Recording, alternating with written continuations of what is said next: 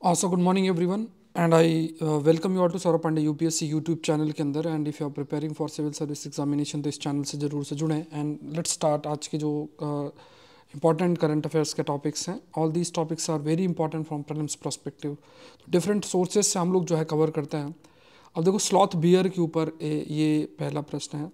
सो कोई question frame हुआ है that is down to earth magazine के अंदर स्लॉथ बियर के ऊपर आया है। That is the reason we have like framed this question. पहला देखो क्या है इसमें कहा है कि IUCN की जो रेड लिस्ट है वो आपका इंडेंजर्ड है। और क्यों, मतलब इसका नंबर रिड्यूस हो रहा है, हैबिटेट लॉस और डिग्रेडेशन एक बड़ा फैक्टर है। मायर माइकोफेगस बियर स्पीसीज और इंडियन सब कॉन्टिनेंट के लिए ये नेटिव है। And also been called labiated bear. Labiated bear भी इसको बोला जाता है। It is also called labiated bear. क्यों? क्योंकि ऑफिस जो इसके लिप्स होते हैं, लॉन्ग जो निचला हिस्सा होता है, लॉन्गर लोअर लिप और palate used for sucking up insects को खाने के लिए जो इस्तेमाल होता है, इसलिए इसे जो इसके नीचे लोअर जो आपके लिप्स होते हैं वो थोड़ा सा आप कह सकते हैं कि बड़े होते हैं, इसे लेबिएटेड बियर भी कहते हैं। तो ये बेसिकली याद रखना है कि ये एक एंडेंजर्ड स्पीसीज़ नहीं है, रादर ये एक जो स्पीसीज़ है ये IUCN लिस्ट में अगर देखा जाए तो ये वनरेबल कैटेगरी के अंदर आता है। It falls under vulnerable category के अंदर फॉल करता है। तो ये गलत है। सेकेंड और थर्ड स्टेटमेंट आपका सही है।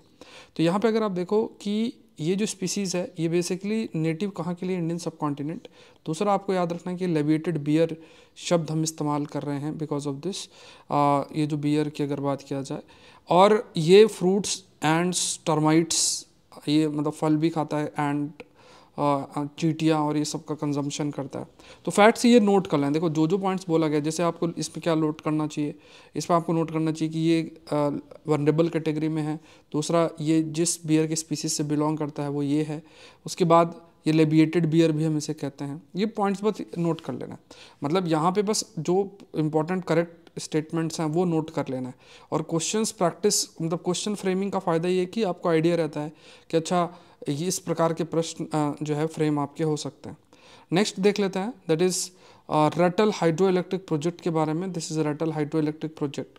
सो रटल हाइड्रो इलेक्ट्रिक जो आपका प्लांट है ये क्या है, run of river hydro electric project. देखो रन ऑफ रिवर शब्द का क्या मतलब होता है, जैसे जनरली जैसे नदी बह रही है और जब नदी बह रही है तो उसमें एक बड़ा सा डैम बन जाता है, तो उसमें पानी काफ़ी स्टोर रहता है। लेकिन इसमें क्या होता है कि जो रन ऑफ रिवर है उसका जो नेचुरल फ्लो है उसका इस्तेमाल किया जाता है। जैसे बहुत ज़्यादा पानी को स्टोर नहीं किया जाता, और जो नेचुरल फ्लो है पानी का उसका इस्तेमाल करके और फिर जो इलेक्ट्रिसिटी है प्रोड्यूस आपकी की जाती है।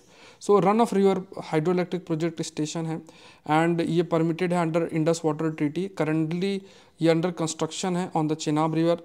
लोकेटेड कहाँ पे है, लद्दाख में लोकेटेड है। पाकिस्तान ने इसमें कहा है कि जो इंडस वाटर ट्रीटी है उसका वायलेशन हुआ है। सो आपको याद रखना है कि ये जम्मू एंड कश्मीर में लोकेटेड है, ना कि ये लोकेटेड है आपका लद्दाख में। तो it is located in what we call it as Jammu and Kashmir. तो सेकंड स्टेटमेंट इनकरेक्ट है। Ratle hydro electric project plant है जो run of river hydro electric station है जो कि परमिटेड इंडस वाटर ट्रीटी के तहत, और ये चेनाब रिवर पे कंस्ट्रक्टेड है। और पाकिस्तान का कहना है कि जो इंडस वाटर ट्रीटी उसको फॉलो नहीं किया जा रहा है, क्योंकि उसका मानना है कि जैसे इंडस, चेनाब और झेलम उस पर exclusive right as per the Indus water treaty Pakistan का है, और जो रावी, ब्यास और सतलज जिसमें जो एक्सक्लूसिव राइट है वो आपका इंडिया का बन जाता है। तो ऐसी स्थिति में ये कहा जा रहा है पाकिस्तान के द्वारा कि अगर आप कुछ डेवलपमेंट या पानी को रोकते हो चेनाब के अंदर तो वो इंडस वाटर ट्रीटी के खिलाफ है। तो यहाँ पे अगर स्टेटमेंट देखा जाए तो दो स्टेटमेंट ही आपके सही हैं, that is first and third statement सही। तो इसको आप नोट कर सकते हो। जैसे रटल हाइड्रो इलेक्ट्रिक प्रोजेक्ट क्या है ये नोट कर लिया, और किस यूनियन टेरिटरी के अंदर है और क्या कुछ आस्पेक्ट है इसके। ये PIB की न्यूज़ है। नेक्स्ट देखते हैं INS सुमित्रा के बारे में। INS सुमित्रा जो है फोर्थ और last Saryu class patrol vessels है जो कि इंडियन कोस्ट गार्ड के द्वारा इस्तेमाल किया जाता है। तो देखो ये इंडियन कोस्ट गार्ड नहीं थी, करेक्ट कर लो, ये बेसिकली यूज़ किया जा रहा है इंडियन नेवी के द्वारा। इंडियन नेवी के द्वारा है।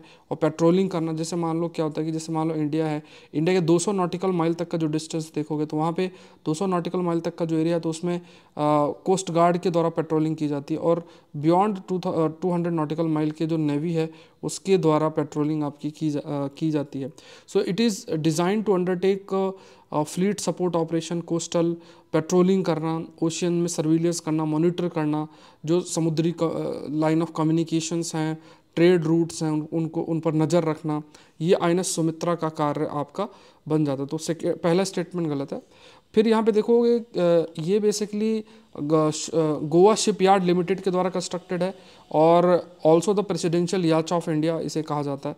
तो ये आप लाइक फॉर एग्जांपल यहाँ पे अगर देखा जाए तो सेकंड और थर्ड स्टेटमेंट आपका सही है। तो ये भी न्यूज़ आप देखोगे, Indian navy ship INS Sumitra rescue Pakistani Iranian crew from Somali pirates. Next देखते हैं with reference to generative artificial intelligence, ये बहुत इंपॉर्टेंट है।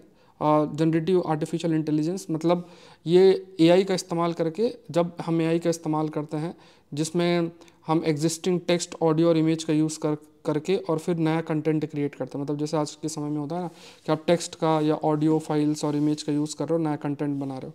जो टर्म जनरेटिव AI है ये जनरली चैट GPT या डीप फेक से रिलेटेड है। टेक्नोलॉजी इनिशियली जो है मतलब इस्तेमाल होता था कि रिपीटेटिव प्रोसेस, जैसे मान लो डिजिटल कोई इमेज है उसको करेक्ट करने के लिए या ऑडियो करेक्शन के लिए इस्तेमाल होता था, बट अब इसका बहुत अधिक, क्योंकि पुराने कंटेंट से नया जो कंटेंट है उसको क्रिएट किया जा सकता है।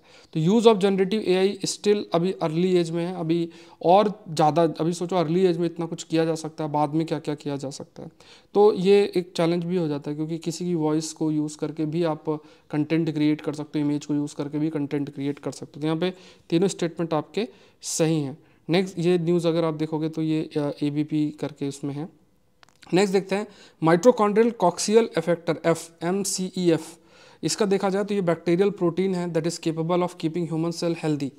ये ऐसी प्रोटीन है जो कि ह्यूमन सेल्स को हेल्दी रखती है।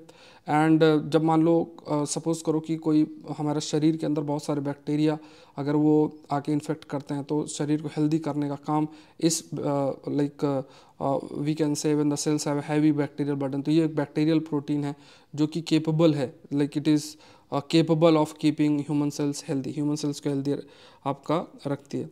दूसरा ये क्या है, इट्स अ ग्राम पॉजिटिव, तो it's not a gram positive, rather it's a gram negative. Basically positive और नेगेटिव जो ये शब्द यूज़ होता है, ये मतलब होता है कि कुछ स्टेन होता है, कलर होता है, उसमें जो प्रॉपर्टी होती है, जो मान लो कोई बैक्टीरिया शो करता है तो पॉजिटिव है, नहीं शो करता है तो नेगेटिव है।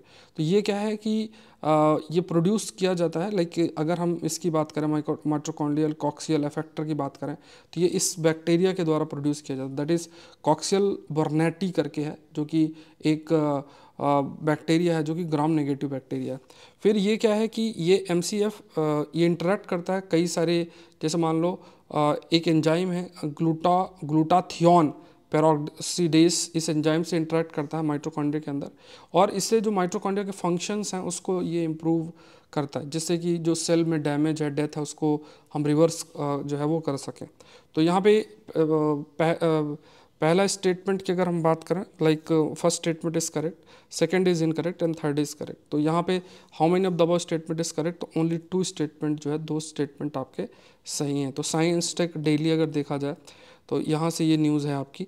तो यहाँ पे देखो माइटोकॉन्ड्रिया क्या होता है, माइटोकॉन्ड्रिया जो सेल्स होते हैं, सेल्स में बहुत सारी चीज़ें प्रेजेंट है, उनमें से एक माइटोकॉन्ड्रिया भी प्रेजेंट है। उसके बाद न्यूक्लियस है, न्यूक्लियस के अंदर भी काफ़ी चीज़ें, माइटोकॉन्ड्रिया जो power house of the cell भी हम कंसीडर करते हैं, तो ये उसी से रिलेटेड। तो फर्स्ट और थर्ड स्टेटमेंट आपका सही है, तो ओनली 2 ये ध्यान में रखना। तो जैसे मान लो ये क्या है कि ये एक तरीके का अफेक्टर है, it's kind of a protein, मतलब प्रोटीन है ये जो बैक्टीरिया से ही डिराइव होता है, और हमारे जो सेल्स हैं उनको बचाने में इसका एक बड़ा रोल आपका रहता है। और ये माइटोकॉन्ड्रिया में जो मतलब जो माइटोकॉन्ड्रिया के फंक्शंस को ये इम्प्रूव करता है, जैसे जो सेल की डेथ है या डैमेज, क्योंकि कोई भी बैक्टीरिया अगर इन्फेक्ट करेगा तो वो ह्यूमन सेल्स को ही पहले टारगेट करेगा, तो उन चीज़ों से बचाने का काम ये करता है। तो ये बस आपको याद रखना, mitochondrial coxal effector recently news में था। तो साइंस टेक डेली का न्यूज़ है।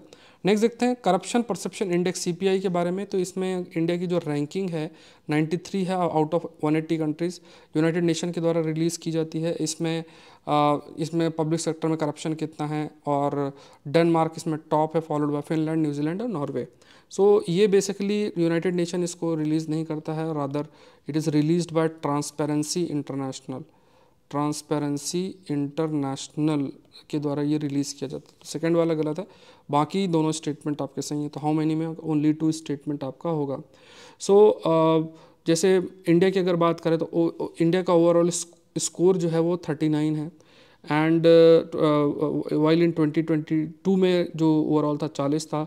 इंडिया की जो रैंक है वो आपका 85, और एशियन रीजन में सिंगापुर ने टॉप स्कोर किया है, एंड जो है लाइक 5th स्लॉट सिंगापुर को आपको मिला है ना। तो ये इंडिया की रैंकिंग आई थिंक 85 है, ये भी आपको ध्यान में रखना है। बॉटम में सबसे ज़्यादा बॉटम में सबसे नीचे म्यांमार, अफ़गानिस्तान है, एंड चाइना की रैंक 76 आपकी है।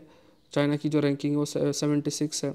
वेस्टर्न यूरोप और यूरोपियन यूनियन वो टॉप स्कोरिंग है, जहाँ पे स्कोर जो है 65 ड्रॉप किया है। तो मतलब आपको बस ये इंडिया के कंटेक्स्ट में याद रखना है। तो यहाँ पे 2 स्टेटमेंट सही हैं। तो ये आपका इंडियन एक्सप्रेस का टॉपिक है। स्टैम्प ड्यूटी की बात की जाए तो stamp duty essentially government tax है, जो जैसे मान लो कोई भी रजिस्टर करता है, रजिस्टर्ड डॉक्यूमेंट, जैसे कोई एग्रीमेंट या ट्रांजैक्शन पेपर है दो के बीच में, तो उसमें जो एक प्रकार से गवर्नमेंट टैक्स है जो है इम्पोज किया जाता है। जैसे मान लो कोई चीज़ एग्रीमेंट हो रहा है, कुछ ख़रीदा जा रहा है, तो उसमें जो ये स्टैम्प ड्यूटी वो लगती है, स्टैम्प का इस्तेमाल होता है और उस पर सर्टन अमाउंट लगता है, उसे हम जो टैक्स लगता है उसे हम स्टैम्प ड्यूटी शब्द उसके लिए इस्तेमाल करते हैं। तो जैसे मान लो चेक है, bill of lading, letter of credit, policy insurance, transfer, debenture, मतलब बहुत सारे लेवल में स्टैम्प ड्यूटीज़ जो हैं वो लगाई जाती हैं। Accepted as a valid evidence in a court of law, stamp duties जो है लेवी किया जाता है, मतलब लगाया जाता है सेंटर के द्वारा है, by appropriated by the concern state within their territory under article 268 of the constitution. तो स्टैम्प ड्यूटी इम्पोज मतलब इस संवैधानिक उसमें भी मेंशन्ड है कि ऑल्दो वो लगाया जरूर से जाता है, बट बेसिकली जो कंसर्न स्टेट है उसी अपने टेरिटरी के अंदर उसके द्वारा वो फंक्शनल या इम्प्लीमेंट करने का काम स्टेट अथॉरिटीज़ के द्वारा, कंसर्न स्टेट के द्वारा ही किया जाता है। तो ये तीनों स्टेटमेंट इसमें सही हैं। ये इंडियन एक्सप्रेस का है, why centre plans to replace the Indian stamp act 1899 with new law. अब इसमें देखो इंडिया का जो स्टैम्प बिल 2023 है, इसके प्रोविजंस मेंशन्ड है, काफ़ी बड़े प्रोविजंस आप देख लो। अब इसमें डिजिटल ई स्टैंपिंग इंट्रोड्यूस किया है, इलेक्ट्रॉनिक स्टैंप या ई स्टैंप जो है उसको जो है इंट्रोड्यूस किया गया है। इसका मतलब इलेक्ट्रॉनिक जनरेटेड जो इम्प्रेशन है, जो कि डिनोट करेगा payment of stamp duty by electronic means और otherwise according section 2 of the bill. तो यहाँ पे देखो इन्होंने जैसे बहुत सा फिजिकल सेंस में जो स्टैम्प्स का इस्तेमाल होता था, अब ये इलेक्ट्रॉनिक स्टैम्प जो है वो जनरेट आपका होगा, जिसका सर्टेन एक कोड होगा।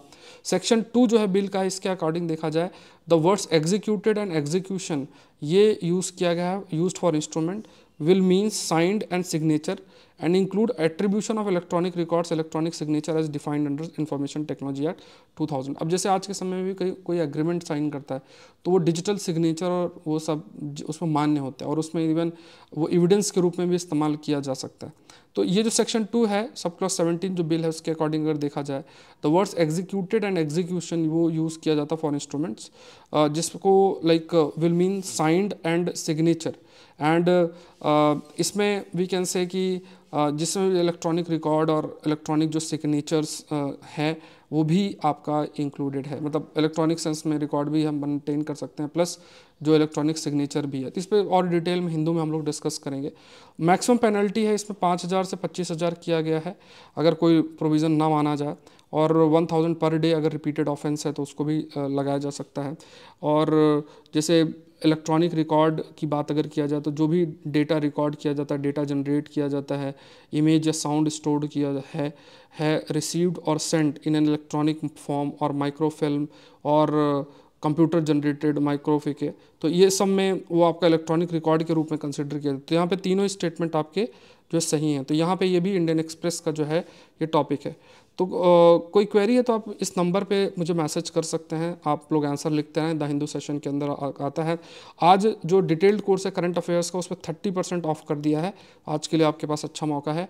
तो यहाँ पे ये सारे के सारे जितने भी सब्जेक्ट्स हैं सबको मैं कवर करूँगा। तो 24 की तैयारी अगर आप कर रहे हो तो इस कोर्स को मिस नहीं करना, तो आप सौरभ पांडे UPSC.com वेबसाइट पर जाके और आप ज्वाइन कर सकते हैं। Saurabh Pandey CSE app download कर सकते हैं, और सौरभ पांडे CSE ऐप या फिर Saurabh Pandey UPSC.com website website में जाके आप ज्वाइन कर सकते हैं। और इसमें जैसा मैंने आपको कहा कि क्लासेस 10 फरवरी से आपकी स्टार्ट हो जाएंगी और पूरा कॉम्प्रहेंसिव कोर्स होगा, लगभग 60 लेक्चर्स होंगे। तो भी आपके पास बहुत अच्छा मौका है उसमें, प्लस इसमें 1000 प्लस क्वेश्चन मैं आपको प्रैक्टिस भी करवाऊंगा, तो वो भी आप लोग देखना। सौरभ पांडे CSE ऐप जो है वो आप लोग डाउनलोड कर सकते हैं। ये वेबसाइट है जहाँ पे जाके, और भी फ्री कंटेंट भी इस वेबसाइट में अवेलेबल है। और ये UPSC प्रीलिम्स टेस्ट सीरीज़ का 16वां जो टेस्ट है वो आपका इस संडे को रात को 9 बजे शेड्यूल्ड है। तो अगर आप इसका हिस्सा नहीं तो ज़रूर से बने, और रिवीजन PDF भी इसमें डाल दी गई है, तो भी अपना देख लेना, आप लोग को देखना है। तो ये आज के लिए इतना ही, मिलता है नेक्स्ट सेशन के अंदर। Thank you everyone, thank you.